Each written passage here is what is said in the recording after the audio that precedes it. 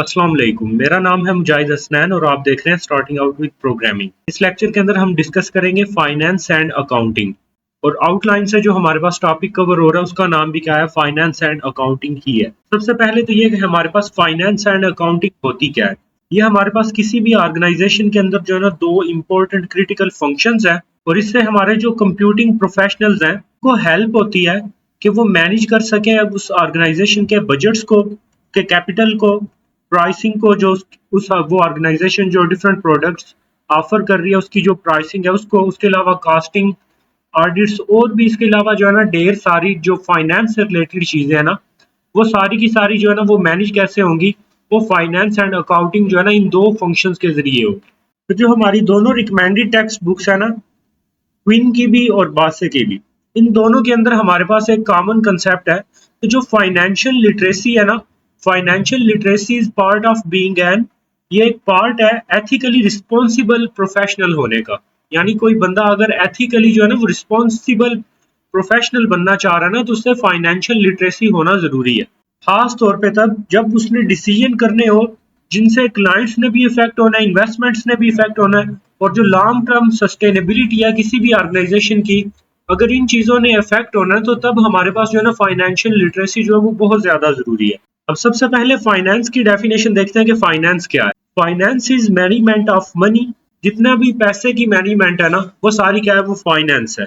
अब इसमें हम मैनेजमेंट में करते क्या है कि वो मनी जो हमारी जिसको हमने मैनेज करना है उसको हम रेज कैसे करेंगे, उसकी इन्वेस्टमेंट कैसे हुई है, उसके अलावा उसको हम एलोकेट कैसे करेंगे डिफरेंट रिसोर्सेज को बाय करने के लिए। उसके अलावा फाइनेंस के अंदर ही हम क्या करते हैं कि हम देखते हैं कि जो ऑर्गेनाइजेशन के जो फ्यूचर है, फाइनेंशियल फ्यूचर है जो ऑर्गेनाइजेशन का, उसकी प्लानिंग जो है ना हम वो कैसे करेंगे। उसके अलावा जो ढेर सारे रिस्क हैं जो हमारे कैपिटल से या फिर जो ऑर्गेनाइजेशन का जो पैसा है उससे रिलेटेड है उनको हम एनालाइज करेंगे और स्ट्रेटेजिक डिसीजंस लेंगे ताकि वो जो रिस्क वगैरह है उनको हम खत्म कर सकें। तो हमारे पास फाइनेंस क्या है, ये मैनेजमेंट ऑफ मनी है जिसमें हम ये देखते हैं कि उस मनी को हम रेज कैसे करेंगे, इन्वेस्ट कैसे करेंगे और उसके अलावा एलोकेट कैसे करेंगे।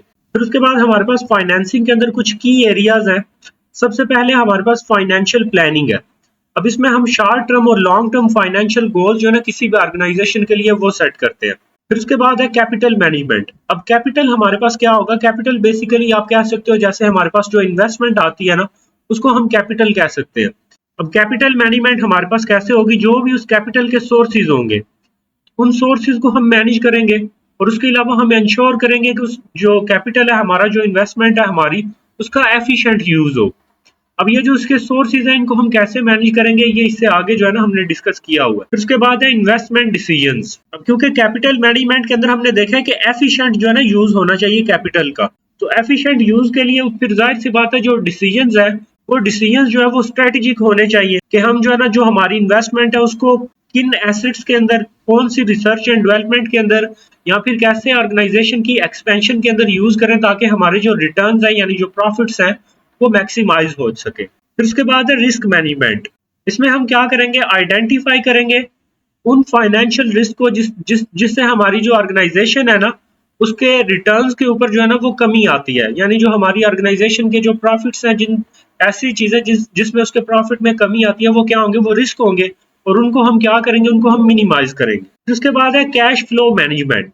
अब कैश जो है वो कंपनी से यहाँ तो कंपनी के पास आएगी या फिर कंपनी से बाहर जाएगी, तो दो तरह का कैश फ्लो होगा, यहाँ तो इनफ्लो होगा या फिर आउटफ्लो होगा। तो इसको मॉनिटर करेंगे कि कितनी कैश जो है वो इनफ्लो हुई है और कितनी कैश जो है वो आउटफ्लो हुई है। फिर उसके बाद है हमारे पास अकाउंटिंग। अब फाइनेंसिंग में क्या था कि हम पैसे से डील करते हैं कि हमारे पास पैसा आएगा कहाँ से, कितना पैसा आ गया, कहाँ पे हमने उसको इन्वेस्ट करना है, ये सारी चीजें उसके अंदर है। अब अकाउंटिंग में क्या है कि हम उसका सारा जो है ना ट्रैक रिकॉर्ड रखते हैं। Accounting is process of recording, summarising, analysing and reporting financial transaction. जितनी भी हमारे पास फाइनेंशियल ट्रांजैक्शंस होगी ना, यानी पैसे की जितनी भी लेन देन होगी, उस सारी लेन देन को हम रिकॉर्ड भी करेंगे, फिर उसको समराइज भी करेंगे, फिर उसको एनालाइज करेंगे उसकी समरी को, और फिर उसके ऊपर हम रिपोर्ट्स जो है ना वो भी पेश करेंगे ऑर्गेनाइजेशन को। इससे हमारे पास ऑर्गेनाइजेशन के अंदर फाइनेंशियल ट्रांसपेरेंसी आती है और जितने भी स्टेक होल्डर्स हैं या फिर शेयर होल्डर्स हैं ना उनको ऑर्गेनाइजेशन के बारे में पता चलता रहता है कि वो कैसे परफॉर्म कर रही है। फिर उसके बाद है अकाउंटिंग के की एरियाज। ऊपर हमने फाइनेंस के भी की एरियाज देखे थे, अब हम अकाउंटिंग के भी की एरियाज देखेंगे। सबसे पहले है इसमें बुक कीपिंग, यानी इसमें हम क्या करते हैं कि जो भी डेली फाइनेंशियल ट्रांजैक्शंस होंगी ना, उन सबको हम रिकॉर्ड करेंगे। तो आप इसको रिकॉर्डिंग भी बोल सकते हो या फिर बुक ट्रैकिंग भी बोल सकते हो। फिर उसके बाद है फाइनेंशियल रिपोर्टिंग। अब इसके अंदर हम क्या करते हैं कि हम फाइनेंशियल स्टेटमेंट्स जो है ना वो प्रिपेयर करते हैं। उसके अंदर हमारे पास बैलेंस शीट होगी, इनकम स्टेटमेंट होगी, कैश का फ्लो होगा। अब ये फाइनेंशियल स्टेटमेंट्स क्या होती हैं, ये सेपरेट टॉपिक है कि ये आगे जो है ना वो डिस्कस किया हुआ है। फिर उसके बाद है कॉस्ट अकाउंटिंग। अब ऑर्गेनाइजेशन जो है ना वो जो भी रिसोर्सेज किसी चीज को एलोकेट कर रही है, कोई मशीनरी बाय कर रही है या किसी किस्म का भी जो है ना पैसा जो कहीं पे भी वो इन्वेस्ट कर रही है, जहाँ जो उसका खर्चा आ रहा है, वो सारी की सारी चीजें क्या है, वो उसकी कास्ट है। तो उस कास्ट की भी जो है ना हम सेपरेटली अकाउंटिंग करेंगे, उसको सेपरेटली हम जो है ना वो रिकॉर्ड करेंगे, उसको हम समराइज भी करेंगे, एनालाइज भी करेंगे और उसकी भी हम जो है ना वो सेपरेटली रिपोर्ट्स जो है वो तैयार करेंगे। फिर इसी तरह हम जो टैक्स वगैरह होंगे, हो सकता है कि हमने कोई लोन वगैरह लिया, उसके ऊपर हम इंटरेस्ट पे कर रहे हैं, या फिर हम गवर्नमेंट को कोई टैक्सेस वगैरह पे कर रहे हैं, या फिर कोई लाइबिलिटीज है, तो वो सारी चीजें भी जो है ना हम वो ट्रैक करेंगे और ट्रैक करने के बाद जो है उनको भी हम क्या करेंगे, समराइज, एनालाइज और रिपोर्ट करेंगे। फिर उसके बाद है ऑडिट एंड अश्योरेंस। अब ऑडिट में क्या होगा कि जो भी हमने अकाउंटिंग की है ना फाइनेंशियल, उस सारी की सारी को हम वेरीफाई करेंगे कि क्या वो एक्यूरेट है या नहीं है। जितने भी फाइनेंशियल रिकॉर्ड्स हैं, अगर वो एक्यूरेट है या नहीं है, अगर हम चेक करते हैं तो इसको हम क्या बोलते हैं कि हम ऑडिट कर रहे हैं। और उसके अलावा जो ऑर्गेनाइजेशन है, वो जितने भी रेगुलेटरी कंपल्शंस है उसकी, क्या उनको वो उनके साथ कंप्लाई कर रही है या नहीं कर रही, इसकी भी हम जो है ना वो अश्योरिटी करेंगे ऑडिट्स के जरिए। अब इससे ऊपर हमने जो चीजें पढ़ी है ना, वो थी कि फाइनेंस क्या होता है, उसके की एरियाज क्या है, अकाउंटिंग क्या है, उसके की एरियाज क्या है, बेसिकली उनका उनका क्या है, इंट्रोडक्शन है। अब हमने पढ़ने हैं की इश्यूज, ये ज्यादा इंपॉर्टेंट है उससे भी, यानी पेपर के पॉइंट ऑफ व्यू से ये ज्यादा इंपॉर्टेंट है। सबसे पहले तो ये है कि नीड फॉर कैपिटल, कि हमें कैपिटल यानी इन्वेस्टमेंट की जरूरत क्यों पड़ती है। तो सबसे पहले नंबर पे है हमारे पास कॉन्ट्रैक्ट हायर सर्विसेज। अब इसमें हो सकता है कि जो ऑर्गेनाइजेशन है उसने जो प्रोग्रामर्स है उसके पास, उसने वो डेली फी बेसिस के ऊपर जो है ना वो हायर किए हो। तो जाहिर सी बात है, अगर वो डेली फी बेसिस के ऊपर है तो उनको डेली जो है वो पे करना पड़ेगा। तो उसके लिए हमें क्या चाहिए, कैपिटल चाहिए। फिर उसके बाद है मार्केट गैप।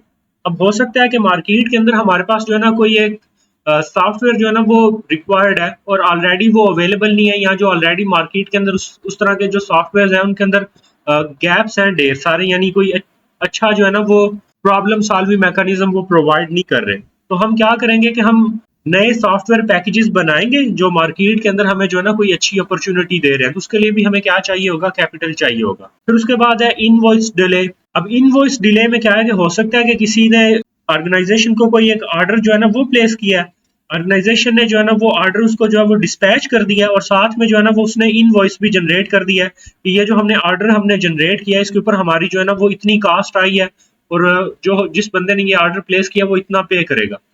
अब वो जो पेमेंट है उसके अंदर डिले आ सकता है, 1 से 12 महीने तक का भी जो है ना वो आ सकता है डिले। तो इस डिले की वजह से भी जाहिर सी बात है ऑर्गेनाइजेशन ने अब काम तो कर लिया लेकिन उसे पैसे की जरूरत होगी, और वो पैसा फिर कहाँ से आएगा, जो ऑर्गेनाइजेशन के अंदर इन्वेस्टमेंट होती रहती है वहां से वो पूरा किया जाएगा। उसके बाद है स्टार्टअप कैपिटल नीड्स। अब डिफरेंट स्टार्टअप्स जो होते हैं ना किसी भी ऑर्गेनाइजेशन के स्पॉन्सर्ड होते हैं, जो उनके अंदर हमारे पास जो लिविंग एक्सपेंसेस है, ऑपरेशनल एक्सपेंसेस के लिए भी हमें उसकी जरूरत होगी, जिसमें सैलरीज आ सकती है, रेंट आ सकता है, यूटिलिटीज आ सकती है, उसके अलावा इक्विपमेंट आ सकता है, कंज्यूमेबल्स डिफरेंट आ सकते हैं, एडवर्टाइजमेंट एंड मार्केटिंग के लिए जरूरत पड़ सकती है, मिसलेनियस चीजें कुछ हो सकती हैं, लाइक ट्रैवल करना पड़ सकता है, कुछ स्टेशनरी बाय करना पड़ सकती है, या फिर जो हमने मनी बारो किया उसके ऊपर हमें इंटरेस्ट वगैरह पे करना है। तो ये सारी चीजें भी हम कहाँ से पूरी करते हैं, इन्वेस्टमेंट से पूरी करते हैं। फिर उसके बाद है हमारे पास सोर्सेज ऑफ फंड्स।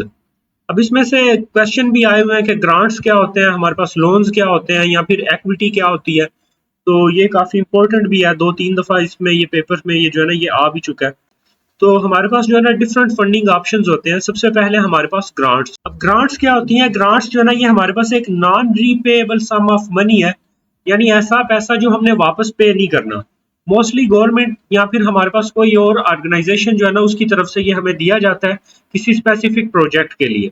और इसमें हमारे पास कुछ कंडीशंस होती हैं कि जो हमारा स्टेटेड पर्पस है ना, हो सकता है कि हमने गवर्नमेंट से किसी एक स्पेसिफिक पर्पस के लिए जो है ना कोई एक स्पेसिफिक सब्सिडी या ग्रांट ली है, तो सिर्फ उसी पर्पस के लिए ही हम यूज करेंगे उसको। और अमूमन ये जो ग्रांट वगैरह आती है ना, जो हमारी डेवलपमेंट की टोटल कास्ट होती है उसकी बहुत थोड़ी सी एक परसेंटेज होती है, यानी वो कंप्लीटली जो है ना वो फाइनेंस नहीं उससे हो सकता, बस एक सब्सिडी किस्म की एक चीज होगी हमारे पास, ये ग्रांट, यानी इससे एंटायर प्रोजेक्ट या डेवलपमेंट की जो कास्ट है ना वो जो है ना वो पूरी नहीं होगी, बल्कि उसकी एक परसेंटेज होगी। अब क्योंकि ये मुकम्मल उसको जो है ना वो फाइनेंस नहीं करेगा, तो हमें जो है ना फिर दूसरे सोर्सेज से भी जो है ना वो फंडिंग चाहिए होगी। फिर उसके बाद हमारे पास दूसरा सोर्स है लोन्स। अब लोन्स हमारे पास क्या होते हैं, बारोड मनी होती है जो हमने उधार ली होती है, और उसके ऊपर हमने इंटरेस्ट जो है ना वो भी पे करना होता है।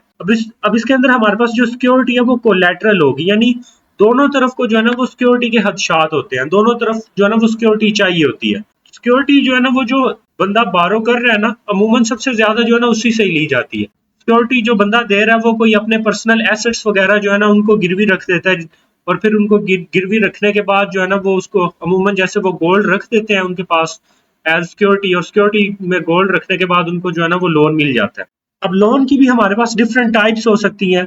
ओवरड्राफ्ट हो सकता है कि हमारे पास बैंक अकाउंट के अंदर जो है ना वो 1 लाख रुपए है, और बैंक हमें अलाउ कर दे कि हम जो है ना वो 10 लाख तक जो है ना वो यूज कर सकते हैं। तो फ्लेक्सिबिलिटी मिल जाती है काफी ज्यादा कि हम कितना जो है ना वो स्पेंड कर सकते हैं। सॉफ्ट लोन भी हमारे पास हो सकते हैं। अब सॉफ्ट लोन हमारे पास कौन से होते हैं, जिनमें गवर्नमेंट की जो है ना सपोर्ट अवेलेबल होती है। बिजनेस के लिए अमूमन जो लोन लिया जाता है ना उसके ऊपर इंटरेस्ट रेट इतना नहीं होता जितना एक आम बंदा जो है ना वो लोन ले तो उसको मिलता है।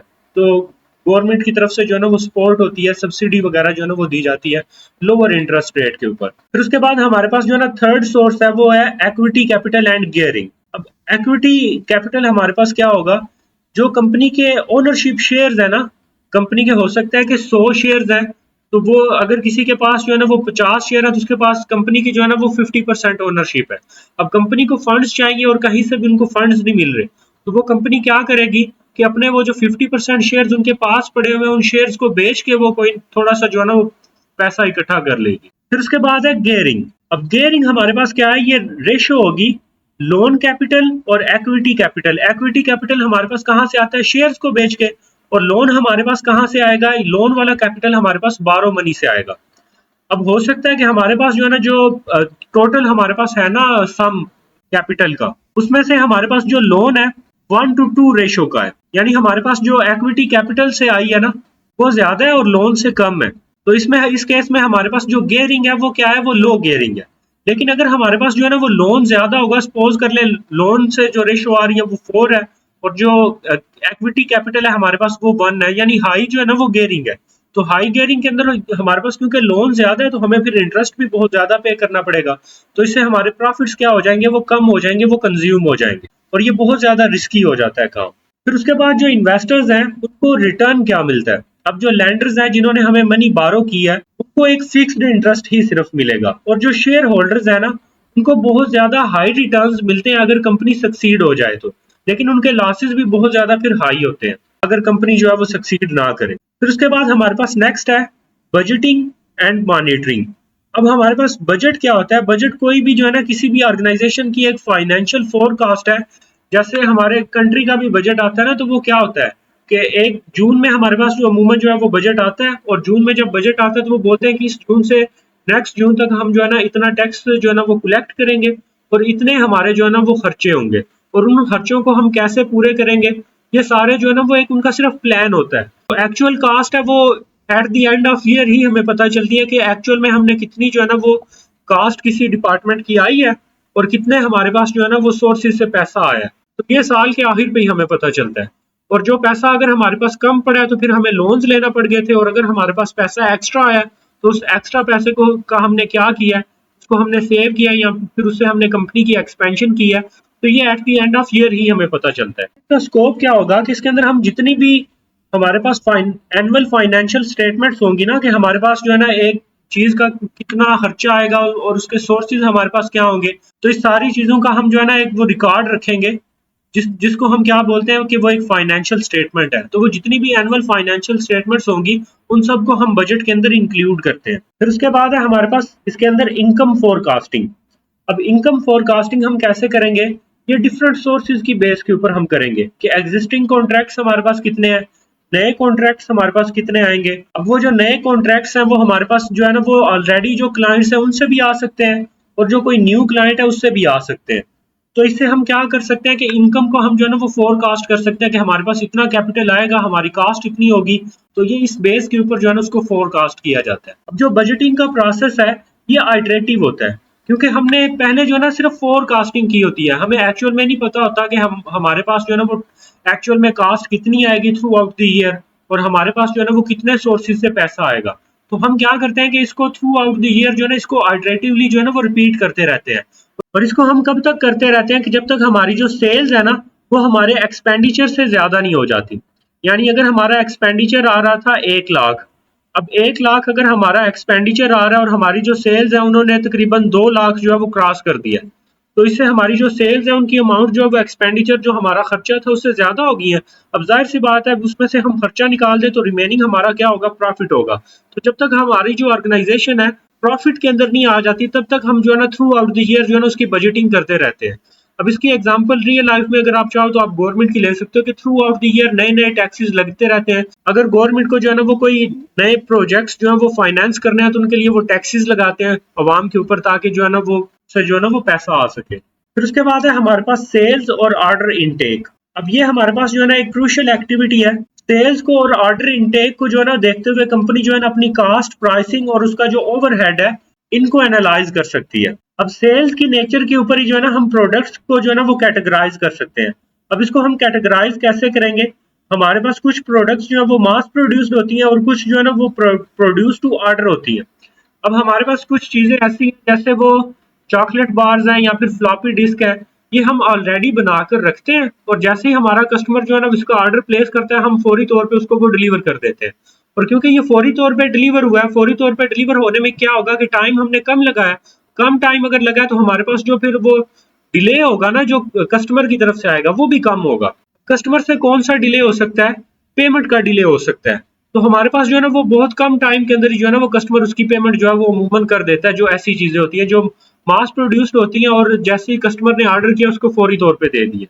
दूसरी हमारे पास ऐसी चीजें हैं जो प्रोड्यूस टू ऑर्डर होती है, यानी जब कस्टमर ने ऑर्डर किया फिर उसके बाद हमने उसको बनाया, बनाने के बाद उसको हमने डिलीवर किया। अब जितनी देर में हम उसको बना रहे थे उस दौरान कस्टमर वो पूरी पेमेंट नहीं करता, तो इसमें जो हमारे पास पेमेंट साइकिल है वो लॉन्गर हो जाएगा। हो सकता है पहले वो कोई बयाना वगैरह देगा, बयाना वगैरह देने के बाद जो है ना वो थ्रू आउट जो है वो विजिट करता रहेगा ऑर्गेनाइजेशन को विजिट करने के दौरान थोड़ी थोड़ी वो पेमेंट देता रहेगा। लेकिन वो जो थोड़ी थोड़ी पेमेंट वो शुरू में या दरमियान में वो दे रहा है, वो उसकी जो कास्ट होगी ना उसको बनाने की वो उसको कम्प्लीटली फुलफिल नहीं कर रही होती। उसके बाद हमारे पास सेल्स क्या होंगी, अब सेल्स वो होंगी टोटल वैल्यू जो इनवॉइसेस हमने इशू किए हैं ना ड्यूरिंग अ मंथ। अब हो सकता है कि हमारे पास जो है ना वो ऑर्डर्स आए हैं तकरीबन 30 से 40 सपोज कर ले ऑर्डर आए, लेकिन जो हमने ऑर्डर्स जो हमने भेजे हैं ना, जो हमने डिलीवरी भेजी है वो हमने सिर्फ 30 की भेजी है। तो जो हमारे पास सेल्स की टोटल वैल्यू होगी वो सिर्फ 30 के लिहाज से होगी, उस लिहाज से नहीं होगी कि जितने ऑर्डर आए हैं हमारे पास। और ऑर्डर इनटेक के अंदर हमारे पास क्या होगा कि जो वो वैल्यू होगी जो हमारे पास टोटल ऑर्डर रिसीव हुए हैं। यानी अगर 40 ऑर्डर रिसीव हुए हैं तो हम क्या ऑर्डर इनटेक की वैल्यू क्या होगी, 40 के लिहाज से होगी, चाहे उन ऑर्डर्स की हमने डिलीवरी की है या नहीं की। फिर उसके बाद नेक्स्ट है हमारे पास कास्टिंग। कास्टिंग हमारे पास क्या है, अगर आप सिंपल वर्ड्स में देखो तो खर्चे। अब किसी भी ऑर्गेनाइजेशन का जो कास्ट स्ट्रक्चर है, यहाँ पे जो उसकी फाइनेंशियल पोजीशन है उसको अंडरस्टैंड करना जो है ना कंपनी की स्ट्रेटेजिक प्राइसिंग, इन्वेस्टमेंट डिसीजंस और ओवरऑल फाइनेंशियल हेल्थ के लिए जो है ना वो बहुत जरूरी है। इसके अंदर 3 चीजें होंगी, एक तो प्राइसिंग कि हमारी जो प्रोडक्ट होगी उसकी प्राइस क्या है वो डिपेंड करती है कि हमारी कास्ट कितनी आई है। फिर उसके बाद हमारे इन्वेस्टमेंट डिसीजन जो है ना वो भी इसी बेस के ऊपर होंगे, और जो ऑर्गेनाइजेशन की ओवरऑल फाइनेंशियल हेल्थ है ना वो भी इसी बेस पे ही है। अगर हमारी कास्ट जो है वो कम आ रही है पर यूनिट तो हम जो है ना वो ज्यादा से ज्यादा प्रॉफिट जो है वो गेन कर सकते हैं, और अगर हमारी कास्ट जो है वो ज्यादा आ रही है तो फिर जाहिर सी बात है हमारी प्रोडक्ट भी महंगी होगी, और अगर प्रोडक्ट महंगी होगी तो वो बिकेगी नहीं। अब कास्टिंग की डेफिनेशन बेसिकली क्या है कि इसमें कास्टिंग फोकस करती है how much it takes to produce a product, कि एक प्रोडक्ट को प्रोड्यूस करने के लिए हमारा कितना खर्चा आता है, या फिर उसको किसी एक सर्विस को जो है ना वो डिलीवर करने के लिए हमारे पास कितना खर्चा आएगा। तो ये क्या होगी, हमारे पास ये कास्टिंग होती है। अब कास्टिंग जो है ना हमारे पास वो 4 डिफरेंट सेगमेंट्स के अंदर जो है ना उसको हम जो है ना वो कैटेगराइज कर सकते हैं। सबसे पहले तो हमारे पास रॉ मटेरियल और ब्रॉट इन आइटम्स होंगे। अब रॉ मटेरियल हमारे पास क्या आएगा, खाम माल जो हम लेके आते हैं फिर उससे प्रोडक्ट बनाते हैं और फिर वो बेचते हैं हम। तो एक तो इस चीज की हमारे पास कास्ट होगी। जैसे सपोज कर लेना, अगर फर्नीचर जो बनाते हैं तो वो लकड़ी लेके आते हैं, खाम में लेके आते हैं, खाम माल आता है, फिर उससे वो फर्नीचर बनाते हैं, फिर वो बेचते हैं। और दूसरा हमारे पास है ब्रॉट इन आइटम्स। अब ब्रॉट इन आइटम्स में क्या होता है कि हम बनी बनाई प्रोडक्ट ला के फिर आगे उसको जो है ना वो बेच देते हैं। अब इसमें आप सपोज कर लो कि जो वो फर्नीचर के अंदर अमूमन लगाते हैं, तो वो जो फर्नीचर जो बंदा बनाता है वो खुद नहीं लाख बनाता, वो बना बनाया लाख लाता है और उसमें लगा के आगे उसको फिर बेच देता है। फिर उसके बाद है इक्विपमेंट कास्ट। अब सपोज कर ले हमने कोई एक मशीन लेके आए और वो मशीन जो है हमारे पास आई 20,000 की, और वो मशीन हमारे पास कितने साल चली? 5 साल चली है। अब अगर 5 साल वो मशीन हमारे पास चली है तो वो तकरीबन जो है ना हर साल उसने क्या किया है, 4,000 की जो है ना उसके अंदर डेप्रिसिएशन आई है। यानी 20,000 की मशीन है और उसने साल कितने निकाले हैं? 5 निकाले हैं। तो उस मशीन ने हमें जो है ना वो पर ईयर उसका हमें कितना खर्चा पड़ा है? 4,000 का खर्चा जो है ना वो हमें पड़ा है। तो इस चीज को क्या बोलते हैं? डेप्रिसिएशन। तो इक्विपमेंट के ऊपर जो डेप्रिसिएशन है वो दो तरह से हो सकती है। एक तो स्ट्रेट लाइन है कि इक्वल जो है ना एनुअल रिडक्शन होगी, यानी 20,000 की आई है और 5 साल चली है, तो इट मीन्स के हर साल जो है ना हम क्या कह रहे हैं कि वो तकरीबन जो है ना वो 4,000 जो है ना उसने हमारा लिया है। दूसरा हमारे पास क्या है? Reducing balance method. इसमें ये होगा कि हर साल एक उसकी जो है ना एक स्पेसिफिक परसेंटेज जो है ना वो कम होगी। यानी अगर हमारे पास ये जो 20 है, 20,000 का अगर हम जो है ना वो सपोज कर लें कि वो 10% जो है ना वो हर साल जो है ना वो कम हो रहा है, तो अगर इसका 10% कम होगा तो हमारे पास जो है वो कितना रह जाएगा? 18 रह जाएगा। फिर उससे नेक्स्ट ईयर अगर इसका भी जो है ना वो 10% कम होगा ना, तो 10% अगर इसमें से भी हम निकालेंगे तो हमारे पास ये कितना रह जाएगा? 16,200 रह जाएगा। तो हर साल जो है ना एक स्पेसिफिक अमाउंट की बजाय जो है ना एक स्पेसिफिक परसेंटेज अगर कम होगी तो वो रिड्यूसिंग बैलेंसिंग मेथड होगा। उसके बाद है इंटरेस्ट और अपॉर्चुनिटी कॉस्ट। अब जाहिर सी बात है, अगर हम अपनी कंपनी को जो है ना वो फाइनेंस कर रहे थे लोन के जरिए, तो अगर लोन के जरिए फाइनेंस कर रहे थे उसके ऊपर इंटरेस्ट पे करना पड़ेगा। फिर उसके बाद दूसरी चीज है अपॉर्चुनिटी कॉस्ट। अब अपॉर्चुनिटी कॉस्ट ये है कि हमारे पास सपोज करें अगर दो प्रोजेक्ट आ गए और हमारे पास एस प्रोग्रामर जो है ना जो सही तगड़ा प्रोग्रामर है वो सिर्फ एक है। अब जाहिर सी बात है वो किसी एक प्रोजेक्ट के ऊपर ही काम करेगा, तो दूसरा प्रोजेक्ट जो है ना वो डिलेज उसमें आएंगे या फिर उसके अंदर अच्छा काम नहीं होगा। तो ये क्या है? ये उसके ऊपर क्या आ रही है? अपॉर्चुनिटी कास्ट आ रही है कि एक चीज से हमने फायदा लेने के लिए जाहिर सी बात है दो चीजों में से कोई एक ही फिर हमने जो है ना वो डिसीजन लेना होता है। अगर हमारे पास दो रास्ते हो कि हमने प्रोग्रामर को दो प्रोजेक्ट्स में से किसी एक पे ही लगाना है ना, तो दूसरे के ऊपर डिलेज आ रहे हैं, वो हमारे पास क्या है? वो अपॉर्चुनिटी कास्ट है। और फिर बाद में जब उन डिलेज को के लिए की वजह से ज्यादा टाइम लगेगा तो उसके ऊपर हमारे पास क्या आ गया? कास्ट उसकी इंक्रीज हो गई है। तो ये क्या थी? ये अपॉर्चुनिटी कास्ट है। फिर उसके बाद कुछ फिक्स्ड कास्ट है। लाइक अगर कंपनी ने अपनी इंश्योरेंस वगैरह करवाई हुई है तो उसने मंथली एक फिक्स्ड अमाउंट जो है उस इंश्योरेंस के लिए पे करनी है। फिर उसके बाद कुछ वेरिएबल कास्ट है। अब ये डिपेंड करता है कि हमने इसको कितना यूज किया है किसी मशीन को, और फिर उसकी मेंटेनेंस हमें कितनी चाहिए। तो ये वेरिएबल कास्ट है। अगर एक मशीन यूज में नहीं आई तो उसके ऊपर कोई भी कास्ट नहीं आएगी, अगर वो यूज में आई है तो उसकी मेंटेनेंस के लिए फिर हमारी कास्ट आएगी। फिर हमारे पास जो कुछ एडिशनल कास्ट वगैरह आती है उनको हम क्या बोलेंगे? मार्जिनल कास्ट है। फिर उसके बाद है ओवरहेड्स। अब ओवरहेड्स जो है ना ये इनडायरेक्ट कास्ट है। लाइक मतलब जो एडमिन है, मैनेजमेंट है, या जो फैसिलिटीज प्रोवाइड की जा रही हैं, इंफ्रास्ट्रक्चर जो प्रोवाइड किया जा रहा है, इन्वायरमेंट जो प्रोवाइड किया जा रहा है, तो ये सारी चीजें क्या है? ये ओवरहेड्स है। उसके बाद है हमारे पास प्राइसिंग। अब प्राइसिंग में ये है कि हमारी प्रोडक्ट की कीमत कितनी होगी, और इसके ऊपर हमारे पास कॉन्स्ट्रेंट होता है प्रॉफिट का, कि हम हमारे पास क्या होता है कि हम प्राइसेस जो है ना ऐसी जो है ना वो इंश्योर करते हैं कि ऐसी प्राइस हो कि जिससे हमें ज्यादा से ज्यादा क्या हो? प्रॉफिट हो। अब जो हमारे पास प्राइस है इसको एक फार्मूला के जरिए जो है ना हम कैलकुलेट करते हैं कि एक तो हमारी कॉस्ट जो है ना वो कितनी आई है उस प्रोडक्ट को बनाने के लिए, फिर उस पर हम प्रॉफिट जो है ना वो कितना चाह रहे हैं, और साथ में हमारे जो ओवरहेड्स है ना को भी हम इसके अंदर जो है ना इंक्लूड करेंगे। और ये जो ओवरहेड्स है ना इनको हम मार्केट के लिहाज से एडजस्ट भी कर सकते हैं कि अगर मार्केट में जो है ना वो डिमांड जो है वो बहुत ज्यादा है तो जाहिर सी बात है फिर उस प्रोडक्ट को बनाने के लिए हमें जो है ना वो ज्यादा से ज्यादा काम करना पड़ रहा है, तो ओवरहेड ज्यादा आ रहा है। तो उस ओवरहेड को फुलफिल करने के लिए हम उसकी प्रोडक्ट की जो प्राइस है वो इंक्रीज कर देते हैं। फिर उसके बाद है हमारे पास working capital and cash flow. अब सबसे पहले इन दोनों की डेफिनेशन देख लेते हैं। अब वर्किंग कैपिटल हमारे पास क्या होता है?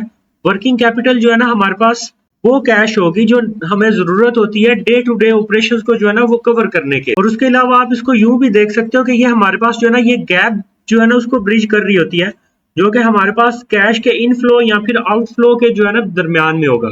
यानी हो सकता है कि हमारे पास जो कैश का इनफ्लो है ना वो है हमारे पास 2000, और जो आउटफ्लो है वो क्या है? वो 3000 है। तो हमारे पास गैप कितने का आ रहा है? 1000 का जो गैप है ना वो आ रहा है। अब वो 1000 गैप हम कैसे फिल करेंगे, वो वर्किंग कैपिटल से हम फिल करेंगे। अब इसके अंदर हमारे पास जो है ना एक अकाउंटिंग का मेथड है, एक्रूअल अकाउंटिंग। अब इसमें क्या होगा कि हमारा जो रिवेन्यू है ना, उसको हम तब रिकॉर्ड करते हैं जब कोई भी इनवॉइस जो है ना वो इशू होगी, ना कि जब उसकी पेमेंट जो है ना वो रिसीव होगी। यानी अगर हमने एक प्रोडक्ट बेची है किसी को, और जब हमने वो बेच दिया, उसकी वो जो पर्ची वगैरह बन जाती है, जैसे अमूमन आप किसी माल में जाते हो, माल में जाके आप कोई चीज लेते हो और उस चीज को जब आप लेते हो तो वो एक आपको इनवॉइस यानी पर्ची बना के देते हैं। जब वो पर्ची बन जाएगी किसी भी चीज की, इनवॉइस एक उसकी जनरेट हो जाएगी, तो तब हम क्या करते हैं कि उसके रिवेन्यू को रिकॉर्ड कर लेते हैं, चाहे हमें पेमेंट रिसीव हुई है या नहीं हुई। और जो एक्सपेंडिचर है ना, हमारा जो खर्चा है, उसको हम तब रिकॉर्ड करते हैं कि जब उसके लिए पेमेंट जो है ना वो ऑथराइज हो जाती है, चाहे हमने वो पेमेंट आगे दी है या नहीं दी। तो देने के मामले में हम क्या कर रहे हैं कि चाहे नहीं भी दे रहे तब भी हम उसको खर्चा एज काउंट कर रहे हैं। और लेने के मामले में भी जब हम क्या कर रहे हैं कि जैसे ही हमने कोई प्रोडक्ट दिया, चाहे पैसे आए हैं या नहीं आए, तब भी हमने उसको क्या कर लिया, काउंट कर लिया। अब इससे हमारे पास एक प्रॉब्लम आती है। वो प्रॉब्लम क्या आती है हमारे पास के कोई एक कंपनी जो है ना, वो हो सकता है कि ऑन पेपर जो है ना वो प्रॉफिटेबल हो। अब हो सकता है कि उसने ढेर सारे जो प्रोडक्ट्स हैं वो आगे उनके इन्वॉइसेस इशू किए हैं, वो बेचे हैं प्रोडक्ट, और उनकी कैश अभी तक उसको आई कोई नहीं, और एक्सपेंडिचर जो है ना वो इतना ज्यादा खास जो है ना वो उन डेज में कोई नहीं आया। तो कंपनी क्या कंसिडर की जाएगी, वो ऑन पेपर जो है ना वो प्रॉफिटेबल कंसिडर की जाएगी। लेकिन हो सकता है कि वो स्टिल जो है ना वो अनेबल हो कि वो बिल्स जो है ना वो पे करे। यानी जब उसके पास जो है ना वो कैश का इनफ्लो अभी तक आया ही नहीं है, उसके पास कैश आई नहीं है, तो वो अपने बिल्स जो है, जो एक्सपेंडिचर के हैं, चाहे वो बहुत थोड़े हैं, वो कैसे वो पे करेगी, पे नहीं कर पाएगी। अब हमारे पास जो कैश के डिलेज है ना, या जो कैश फ्लो का जो डिले है, ये आता क्यों? हो सकता है कि हमने कोई प्रोडक्ट बेच दिया है, लेकिन उसका जो पेमेंट है ना वो हमारे पास डिले हो गई है, तो फ्लो में प्रॉब्लम आ गई कि इनफ्लो जो है वो हमारे पास उसकी वजह से क्या हो गया, कम हो गया। दूसरा हमारे पास क्या है कि वर्क इन प्रोग्रेस है अभी। हो सकता है कि हमने कोई एक स्पेसिफिक अमाउंट जो है ना किसी एक प्रोजेक्ट के लिए सेट की थी कि इतनी जो है ना वो अगला यूजर पे करेगा, लेकिन उसने स्टिल अभी तक जो है ना कोई भी पैसा वगैरह जो है ना वो पे नहीं किया, क्योंकि प्रोजेक्ट काफी लंबा है, तो उसने सोचा दरमियान में कहीं पे कुछ पे कर देंगे।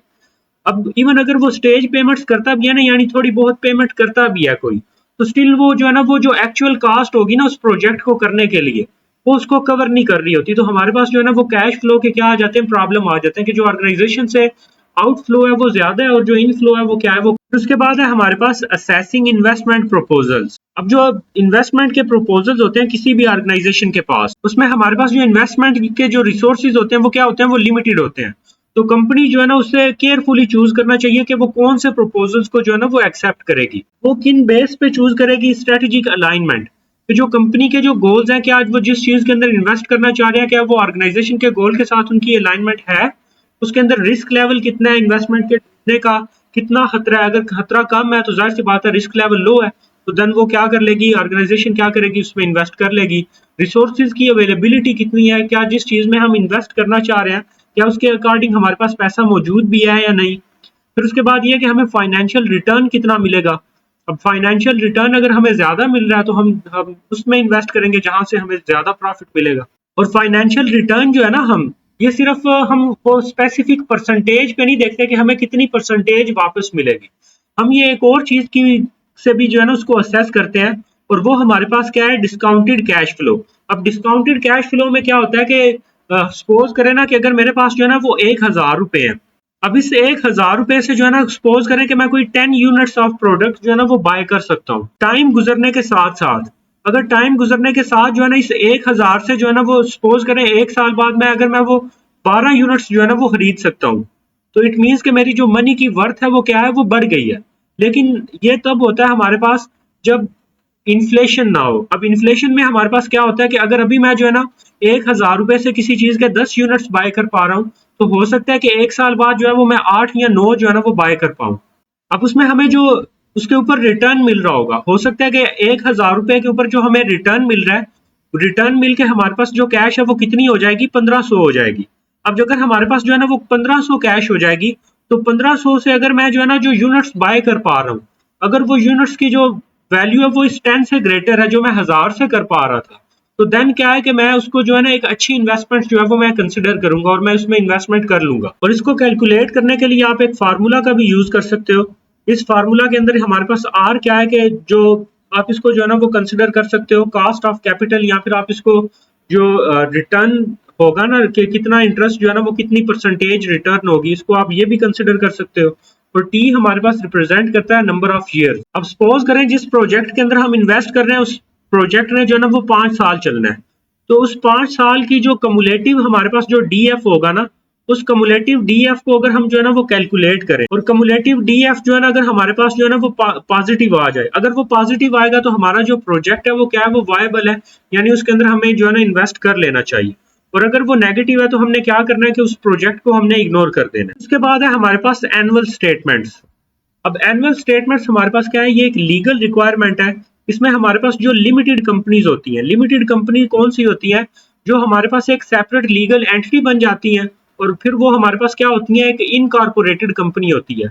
और इनकॉर्पोरेटेड कंपनी के अंदर जो बंदा उस कंपनी को रन कर रहा होता है ना, वो कंप्लीटली जो है ना 100% जो है ना वो लायबल नहीं होता उस कंपनी के जो लाइबिलिटीज हैं, जो डेट्स वगैरह है उनके लिए। यानी जो उसके अपने पर्सनल एसेट्स वगैरह है ना, अगर कंपनी जो है वो डिफॉल्ट कर जाती है तो वो बच जाएंगे। तो हमारे पास ये उन कंपनीज के लिए क्या है, एक लीगल रिक्वायरमेंट है कि उन कंपनी ने क्या करना है, एनुअल स्टेटमेंट्स के अंदर एक बैलेंस शीट जो है वो प्रिपेयर करनी है। बैलेंस शीट के अलावा प्रॉफिट और लॉस अकाउंट जो है ना, उसने वो का जो अकाउंट है वो उसने बताना है कि कितना प्रॉफिट हुआ है या फिर कितना हमें लॉस हुआ है।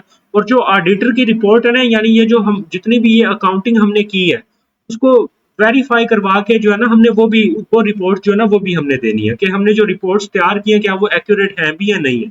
और वो कंपनीज जो स्टॉक एक्सचेंज के अंदर लिस्ट होती हैं उनके ऊपर जो है ना ये रूल्स और भी ज्यादा जो है ना वो स्ट्रिक्टली जो है ना वो अप्लाई किए जाते हैं। अब बैलेंस शीट हमारे पास क्या होती है, बैलेंस शीट हमारे पास एक स्नैपशॉट है financial position at one date. Usually हमारे पास जो है ना वो साल के आखिर के ऊपर जो है ना किसी कंपनी की एक जो फाइनेंशियल पोजीशन है ना, वो फाइनेंशियल पोजीशन हमारे पास क्या होती है, उस कंपनी की बैलेंस शीट होती है। और उस बैलेंस शीट के अंदर हमारे पास जो एसेट्स है ना, उनको हम कैसे देखते हैं कि कंपनी के ऊपर लाइबिलिटीज कितनी है और शेयर होल्डर का जो फंड है ना वो कितना है। ये दो चीजों को अगर हम प्लस करें तो हमारे पास क्या आ जाती है, उसके पास उसके टोटल एसेट्स की वैल्यू आ जाती है, और वो उस कंपनी की क्या होगी, उसकी फाइनेंशियल पोजीशन होगी। अब ये जो एसेट्स है हमारे पास, ये फिक्स्ड भी हो सकते हैं हमारे पास।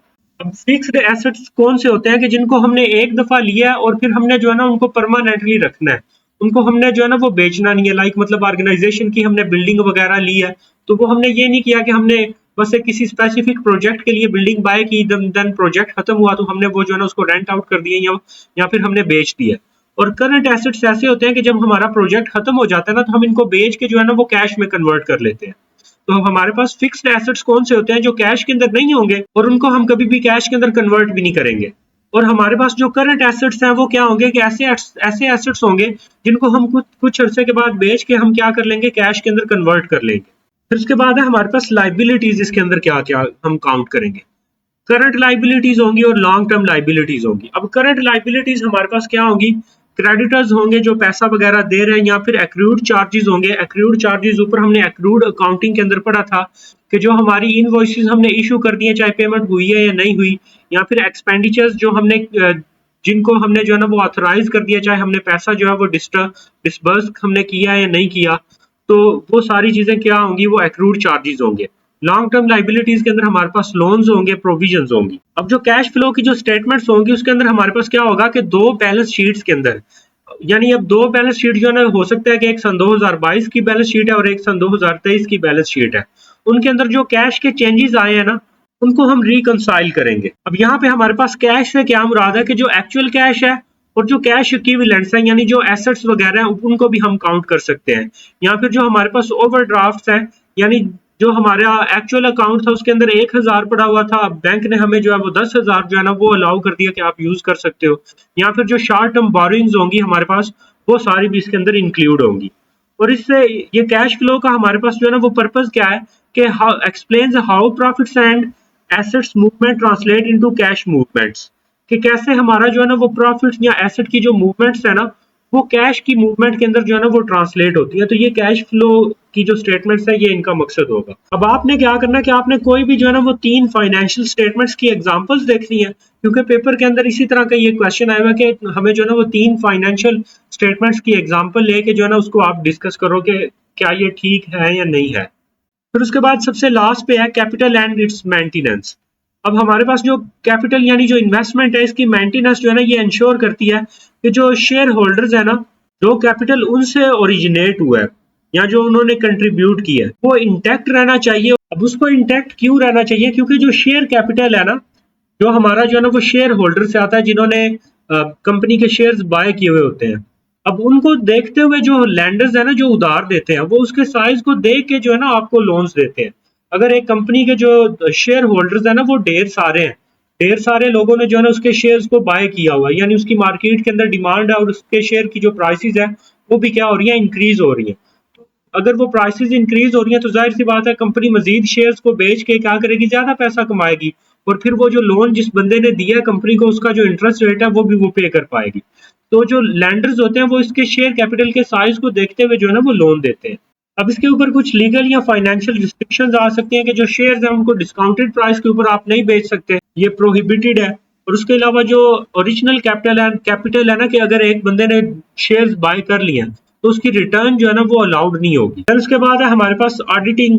अब ऑडिटिंग में क्या होगा कि जितने भी हमने फाइनेंशियल ट्रैक्स या अकाउंटिंग हमने की है उसके ऊपर भी हमारे पास एक लीगल रिक्वायरमेंट है, वेरीफाई करें क्या वो एक्यूरेट है भी या नहीं है। और जो ऑडिटर्स है ना उनको इंडिपेंडेंस क्राइटेरिया जो है ना वो मीट करना चाहिए, क्योंकि अगर कंपनी का अपना कोई बंदा जो है ना वो ऑडिट करेगा तो क्या होगा, वो तो यही बोलेगा कि जी सारे जो फाइनेंशियल ट्रैक्स है वो एक्यूरेट है, और कंपनी जो है ना उससे वो हो सकता है कि नाजायज कोई फायदा उठा सके कि लैंडर से जो है ना वो लोन ले ले, लेकिन वो लोन लेने के काबिल थी कोई नहीं और अब उसको वो लोन पे इंटरेस्ट भी जो है ना वो पे नहीं कर पा रहे। अब इसके ऑडिट के प्रोसीजर में क्या होता है हमारे पास कि हम सारी की सारी जो ट्रांजैक्शंस है ना उनको चेक नहीं करते, बल्कि हम क्या करते हैं कि जो फाइनेंशियल प्रोसीजर और कंट्रोल्स है ना उनको देखते हैं कि कैसे जो है ना वो फाइनेंसिस जो है ना उनके सोर्सेज कौन कौन से हैं, कहाँ कहाँ से पैसा आ रहा है, फिर उनको मैनेज कैसे किया जा रहा है, उनकी इन्वेस्टमेंट जो है ना वो किस बेस पे की गई है और कहाँ कहाँ पे इन्वेस्टमेंट की गई है, उन पे रिटर्न कितना आ रहा है। तो ये सारे प्रोसीजर्स और कंट्रोल जो है फाइनेंशियल हम वो देखेंगे। फिर उसके अलावा एक सैंपल ऑफ ट्रांजैक्शन और एसेट्स जो है ना हम उनको चेक करेंगे। यानी अगर उस ऑर्गेनाइजेशन ने जो है ना वो तकरीबन एक 100 ट्रांजैक्शंस किया तो उसमें से एक सैंपल ले लिया जाएगा लाइक 10 का, और सिर्फ उनको चेक किया जाएगा और फिर उसके ऊपर जो है ना एनालिटिकल रिव्यू किया जाएगा। और एनालिटिकल यानी उनका जो है ना वो तज्जिया किया जाएगा जितनी भी फाइनेंशियल ट्रांजैक्शंस होंगी, और उन ट्रांजैक्शन को जो है ना वो वैलिडेट किया जाएगा और ओवरऑल फिगर्स को भी देखा जाएगा कि जो टोटल हमारे पास जो है ना वो वैल्यूज हैं, चाहे वो एक्सपेंडिचर से आ रही थी चाहे वो इन्वॉइसेस से आ रही थी, या आप इसको इस तरह भी देख सकते हो कि जो सेल से आ रही थी या जो ऑर्डर इंटेक से आ रही थी क्या वो वैलिड है या नहीं है। तो आपको लेक्चर की अच्छे से समझ आ गई होगी। मजीद लेक्चर्स के लिए चैनल को सब्सक्राइब कर ले और बेल आइकन को भी हिट कर ले। शुक्रिया।